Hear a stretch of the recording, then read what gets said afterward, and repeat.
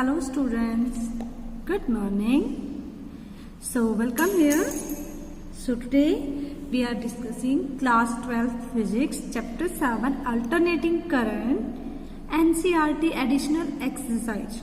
As you already know कि in our previous parts we are discussing from question number 1 to question number 15. ठीक है, sorry 14. और आज हम डिस्कस करने वाले हैं page number 267 NCERT question answers. Okay, so let's start student. Question number 7.15 is on your screen. A 100 microfarad capacitor in series. एक capacitor है 100 माइक्रोफैरेड का, उसमें हमें कनेक्ट कर रखा है उसको सीरीज में विद ए रजिस्टर.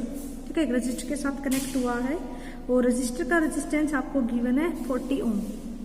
ओके, और जो वोल्टेज सप्लाई है वो है 100 volt, that is EV, and 60 hertz इसकी फ्रीक्वेंसी है. आपको बताना है what is the maximum current in the circuit, that is we have to find out I note in RC circuit. कौन सा सर्किट हमारे पास क्वेश्चन में? आरसी सर्किट है.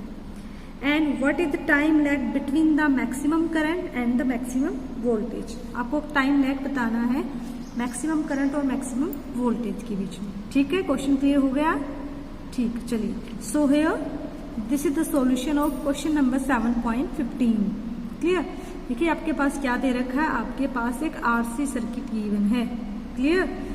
क्या है आपके पास? RC circuit. ये ऐसा आपके पास इस क्वेश्चन में सर्किट अवेलेबल है. सी आपको दे रखा है 100 माइक्रोफैरेड और ये रेजिस्टेंस आपको गिवन है 40 ओम. क्लियर? जो ईएमएफ आपको है 100 वोल्ट गिवन है. क्लियर? तो हम आरसी सर्किट के बारे में बात कर रहे हैं. तो देखिए what we are having in our question, we are having capacitance of capacitor 100 microfarad. Micro को चेंज करेंगे फैरेड में, then 100 into 10⁻⁻6 farad. Resistance of resistor this is 40 ohm. Supply voltage जो यहाँ से हम इसके ऊपर वोल्टेज सप्लाई कर रहे हैं सिस्टम को, इस आरसी सर्किट को, दैट इज 110 वोल्ट. अब सबसे पहले हमें निकालना है मैक्सिमम करंट. तो देखिए what we are having, frequency of oscillation we are having, that is mu is given 60 hertz. So angular frequency we also need. Angular frequency को जिसको हम ओमेगा से शो करते हैं, angular frequency is equal to 2 pi mu. Mu value is given, put 68 here, then this is become 120 pi radian per second. Okay, ये आपकी हो गई एंगुलर फ्रीक्वेंसी. अब आपको पता है आरसी सर्किट है तो कॉम्बिनेशन है, तो यहाँ पे जो इम्पीडेंस होगा यानी कि जो इनका रेजिस्टेंस होगा वो इन दोनों का कंबाइन होगा. तो देखिए जो इम्पीडेंस है वो दोनों का कॉम्बिनेशन होगा, यानी कि this the resistance offered by the register and this is the resistance offered by the capacitor. ठीक है, रजिस्टर ने जो रेजिस्टेंस ऑफर्ड किया उसको हम रेजिस्टेंस कहेंगे, कैपेसिटर ने जो किया उसको हम क्या कहेंगे? Capacitive reactance. दोनों को सम अप करेंगे तो इन दोनों की वजह से जो इम्पीडेंस आएगा वो क्या हो जाएगा? R² प्लस XC का होल स्क्वायर. क्लियर? इसको आप कैसे लिख सकते हो? R² प्लस XC को हम क्या कहते हैं? 1/ωc. You already know XC is equal to 1/ωc. So squaring करेंगे तो 1/ωc C². अब हमें क्या निकालना? Maximum current. So maximum current क्या हो जाएगा? E0 by Z, because you know that according to Ohm's law I is equal to V by R. Maximum current निकालेंगे तो V0 आ जाएगा. बट अब आरसी सर्किट की बात हो रही है तो I0 क्या हो जाएगा? E0 by Z. सो देखिए R आपको गिवन है, ओमेगा आपको गिवन है C, but E0 we are not having. तो सबसे पहले हमें E0 यानी कि हमें मैक्सिमम वोल्टेज फाइंड आउट करनी पड़ेगी. तो चलिए फाइंड आउट करते हैं. Yes, C. This is the maximum voltage E√T. ठीक है, E ये कौन से वाला है? RMS. तो E√2T. इसको हमने क्या करा? मल्टीप्लाई किया तो 100√2. ये क्या आ गया आपके पास? मैक्सिमम वोल्टेज आ गया. क्या आ गया? ये मैक्सिमम वोल्टेज. ठीक है, ओके. अब I0 क्या हो जाएगा? 100√2. यहाँ पे हमने मैक्सिमम वोल्टेज की वैल्यू पुट करी. R इज 40 का स्क्वायर. ठीक है, ओमेगा 122 पाई का होल स्क्वायर और एक्स सी 10 की पावर -4 का होल स्केयर, ठीक है। ये सी की वैल्यू है, ये ओमेगा की वैल्यू है। अब देखिए 100√2 इस टर्म को हम बिल्कुल लास्ट में संभालेंगे। जो हमारी ये ऊपर वाली टर्म है इसको हम लास्ट में देखेंगे, इसको हमें कुछ नहीं कहना, हम पहले नीचे वाले पार्ट सोल्व करते हैं। 200 40 का स्केयर 1600 1 बाय, अब देखिए 10 की पावर -4 है तो 10 की पावर, इसको जब हम सोल्व करेंगे तो ये कितना बन जाएगा 10 की पावर -8, ठीक है। कितना बन जाएगा ये आपका 10 की पावर -8 हो जाएगा। अब 10 की पावर -8 को ऊपर लेके जाओगे तो क्या हो जाएगा 10 की पावर 8 हो जाएगा, ठीक है। और नीचे 120 पाई का स्केयर, क्लियर। अब इनमें से देखिए आप यहाँ से इसको आप क्या लिख सकते हो 16 × 100 लिख सकते हो ना, और इसको क्या लिख सकते हो, इसको हम लिख सकते हैं 10 की पावर 2 10 की पावर 6 × 100। तो हमने क्या किया, दोनों में से 100 कॉमन ले लिया। अब 100 कॉमन नहीं लेना, हमें क्या लेना है 100 कॉमन लेना है, तो इसका क्या आ जाएगा 10, इसलिए क्या आ जाएगा 10 आपका बाहर आ जाएगा। तो 0 से 0 कैंसिल आउट, तो 16 + 10 की पावर 6 और 120 का होल स्केयर 14 400, और पाई को लिखेंगे 22/7 22/7, 7 ऊपर चला जाएगा। अब इनको मल्टीप्लाई करेंगे 16, ये 11√2 यू का यूँ रहेगा, 16 + 7 7 जा 49, और 49 के सामने 6 0 लगा दिया हमने, इन दोनों को मल्टीप्लाई करा तो वी आर गेटिंग 6969600, क्लियर। अब हमने क्या किया, ये एलसीएम लिया, एलसीएम लेने के बाद इसको इससे मल्टीप्लाई करा और ये टर्म एज इट इज आ गई, ओके। फिर हमने इन दोनों टर्म्स को ऐड करेंगे, ओके। हाँ जी देखिए, तो 11√2 हमने दोनों टर्म्स को ऐड किया और इससे डिवाइड किया, डिवाइड करने के बाद वी आर गेटिंग 23.03। फिर हमने क्या किया, 11√2 है, √2 की वैल्यू होती है 1.414, इसकी वैल्यू पुट करी, मल्टीप्लाई करा, वी आर गेटिंग 15.554। इसका अंडर रूट फाइंड आउट किया 4.79, इनको कट किया, then we are getting maximum current 3.24 ampere, okay. So now we are solving part B. Part B में देखिए we have to find time lag. हम पहले भी एक क्वेश्चन में टाइम लैग फाइंड आउट कर चुके हैं। Time lag is equal to 5/ω, क्योंकि आरसी सर्किट की बात हो रही है। तो आपको पता है आरसी सर्किट में जो वोल्टेज है वो पीछे रहेगी करंट से, कितना रहेगी 5 एंगल के साथ, ठीक है। तो tan phi निकालेंगे, tan phi आपका क्या हो जाएगा परपेंडिकुलर बाय बेस, ठीक है। तो आप इसको आपको समझते हो ना, ये मैं किसकी बात कर रही हूँ, आप इसको ऐसे शो करोगे ना, ये हमारा क्या रहेगा V, ठीक है। और I रजिस्टर के लिए तो सेम फेज में रहेंगे, बट कैपेसिटर के लिए आगे रहता है ना आपका, ठीक है। कैपेसिटर में क्या होता है, वोल्टेज पीछे रहता है, करंट आपका क्या रहेगा आगे रहेगा, क्लियर। तो ये 90 का फेज चेंज आ जाएगा, यानी कि आप 5 से फेज चेंज को शो कर सकते हो, ठीक है। तो इसका क्या लिखेंगे हम, ये कैपेसिटर के लिए है ना, तो परपेंडिकुलर में कैपेसिटर आया, ये बेस में कौन आया रजिस्टर आया, तो इसका क्या हो जाएगा कैपेसिटिव रिएक्टेंस XC/R, ठीक है। क्योंकि tan क्या होता है perpendicular by base, tan phi होता है ना, तो परपेंडिकुलर क्या रहेगा हमारा ये XC रहेगा, और ये क्या रहेगा, इन दोनों का अगर आप रेजिस्टेंस फाइंड आउट करोगे तो R रहेगा। सो 1/ωc XC की वैल्यू है अपॉन R, इसको हम लिख सकते हैं 1/ωc R। अब क्या करेंगे, ओमेगा की वैल्यू 122 125, C इज 10 की पावर -4, R इज 40। देखिए क्या हो जाएगा, ये 0 और ये 0 100 बन गया, तो इससे कैंसिल आउट करेंगे तो 10 की पावर -2 बचेगा। तो 22/7 है तो 22 और ऊपर 7 चला जाएगा, ठीक है। tan phi हो जाएगा 1 × 7 × 100, तो क्या हो जाएगा 700 डिवाइडेड बाई 12 × 22, तो हो जाएगा 7000/264। एंड जब आप इन दोनों को डिवाइड करेंगे, when you are dividing both these terms, then you are getting 0.6628 0.6628। ये क्या आ गया आपके पास tan phi, ये क्या आया आपके पास tan phi आया, ठीक है। तो अब देखिए इसको आप कैसे लिख सकते हो, इसको आप लिख सकते हो, हाँ जी, तो आप क्या कह सकते हैं tan phi is equal to 0.6628, okay. ये हो जाएगा आपका, यहाँ से फाई की वैल्यू निकालोगे तो क्या हो जाएगा 10 इनवर्स 0.6628। लॉग टेबल का यूज करेंगे and we are getting phi is equal to 33.5 degree में आया। देखिए बेटा फाई जो एंगल हमारा डिग्री में आया, तो हमें डिग्री से रेडियन में चेंज करना बड़ा इजीली आता है। कैसे चेंज करेंगे, हम क्या करेंगे, फाई कितने के इक्वल है 33.5 डिग्री। आप इसको पाई इंटू बाय 180 से मल्टीप्लाई कीजिए, ठीक है। तो ये किस में चेंज हो जाएगा, रेडियन में चेंज हो जाएगा, ठीक है। अगर आप पाई बाई 180 से मल्टीप्लाई करेंगे then it convert into radian, ठीक है। तो चलिए टाइम लैग निकाल लेते हैं। टाइम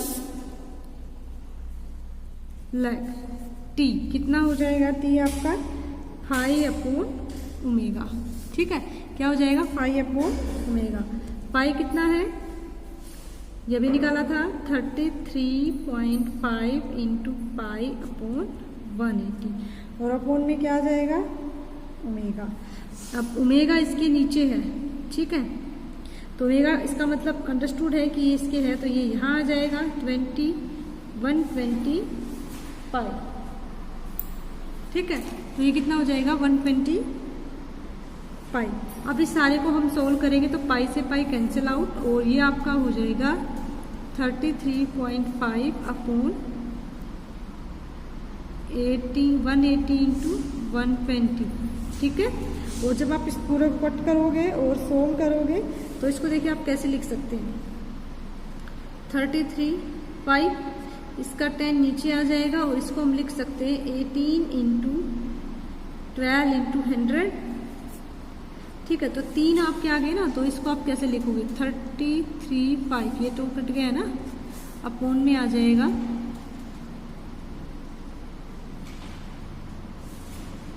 और इनटू में 10 की पावर 3। इसको आप सोल्व करेंगे तो आपके पास आ जाएगा 1.55 और ये ऊपर चला जाएगा 10 की पावर -3 सेकेंड। तो this is the time lag that we want to find out, ठीक है। I show you again question number 15, just question number 15 that we are discussing today.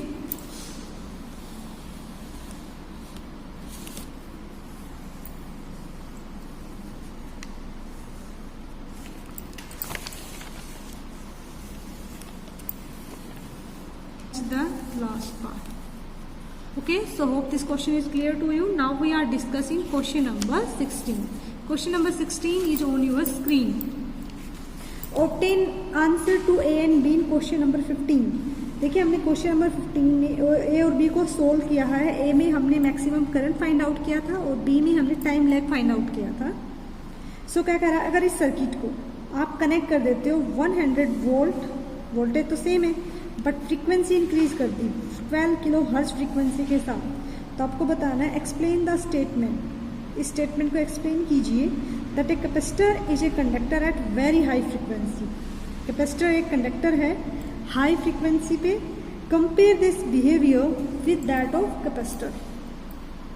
और आपको क्या करना है, इस बिहेवियर को कंपेयर भी करना है, ठीक है। क्या करना है आपको, इस बिहेवियर को कंपेयर भी करना है with that of capacitor in DC circuit after a steady state, एक स्टडी स्टेट के बाद, ठीक है।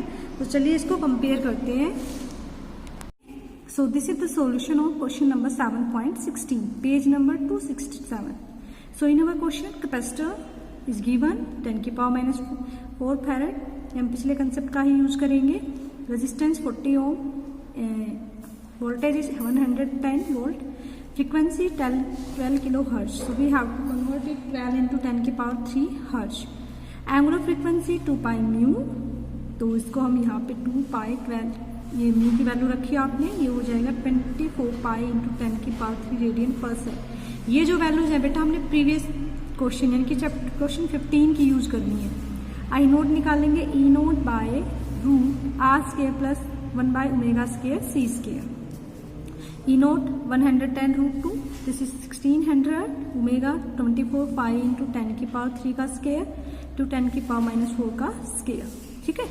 इसको हम यू का यू रखेंगे, ये हो जाएगा 16 इंटू 100, देखिए 10 की पावर 8 है ऊपर लेके जाएंगे और ये 10 की पावर 6 है तो कट हो जाएगा, तो 10 की पावर 2 बचेगा। 24 का स्क्वायर और पाई का स्क्वायर 1600 प्लस 10 100 इंटू 49, ठीक है 22/7 लिखा ना हमने, तो 24 का स्क्वायर 576 और पाई को क्या लिखेंगे हम, पाई को हम लिखेंगे 22/7। तो 22 को 22 से मल्टीप्लाई करोगे तो 484 और 7 इंटू 7 49, ठीक है।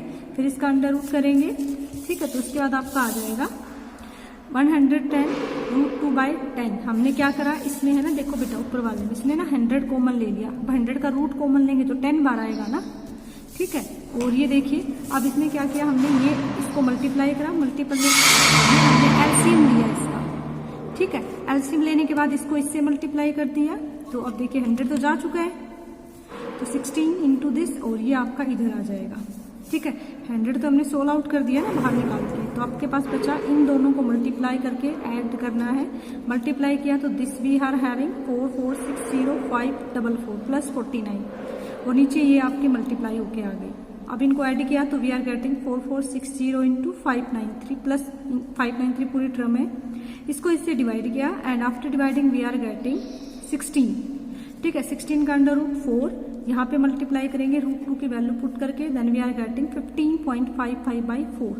इन दोनों को हमने कट किया, then we are getting 3.88, it means we can say 3.9 ampere. ये आपके पास क्या आ गया, मैक्सिमम करंट आ गया। क्लियर। अब हम tan phi निकालेंगे, तो tan phi आपको वही सेम फॉर्मूला यूज करना है 1/ωc/r। So we can write it 1/ωc। सिर्फ ओमेगा की वैल्यू चेंज हो रही है, बाकी सारा सेम चल रहा है, तो ये आप लिखेंगे 1/24 पाई इंटू 10 की पावर 3 इंटू 10 की पावर 4c और ये हो जाएगा 40। क्लियर। इसको आप लिखोगे 1/24 पाई। अब देखिए ये हो जाएगा तो 10 की पावर -1 बचेगा इंटू 4 इंटू 10, तो ये भी कैंसिल आउट, तो आपके पास कितना बचेगा 1/96 पाई। ये क्या बचा आपके पास tan phi आ गया। तो ये क्या है, काफी स्मॉल है, काफी स्मॉल क्वांटिटी है। कैसी क्वांटिटी है, वेरी स्मॉल क्वांटिटी है। Clear. So phi tends to 0 at high frequency, तो यहां से आप क्या कह रहे हो कि phi tends to 0 at high frequency, ठीक है। यानी कि आप देखो जैसे जैसे हम फ्रीक्वेंसी, तो पहले हमारी फ्रीक्वेंसी कितनी थी 15th क्वेश्चन में, 15th क्वेश्चन में आपकी फ्रीक्वेंसी गिवन थी आपको जस्ट अ सेकेंड 120 पाई, और अब की बार हमने ली 24 पाई इंटू 10 की पावर 3। यानी कि जैसे जैसे आप फ्रीक्वेंसी को बढ़ा रहे हो, यानी कि आप अगर फ्रीक्वेंसी को इंक्रीज कर रहे हो तो जो आपका फाई है वो क्या हो रहा है, टेंड्स टू 0 हो रहा है। क्लियर। तो आप क्या कह सकते हो कि eight high frequency capacitor is act like a pure conductor. क्या कह सकते हो आप, eight high frequency capacitor is act like a conductor, ठीक है। कैपेसिटर एक कंडक्टर की तरह काम करेगा, ठीक है, which is having negligible resistance. यानी कि you can say XC is equal to 1/ωc, that is अगर ये 0 हो गया तो 1/0 और ये आपका क्या बन जाएगा, इनफाइनाइट बन जाएगा। So behaviour of capacitor towards DC is act like an open circuit, तो एक ओपन सर्किट की तरह बिहेव करेगा। तो बेटा नेक्स्ट पार्ट में हम डिस्कस करेंगे क्वेश्चन नंबर 17। तब तक आप इसको प्रैक्टिस करती रहिए। Thank you so much, have a nice day.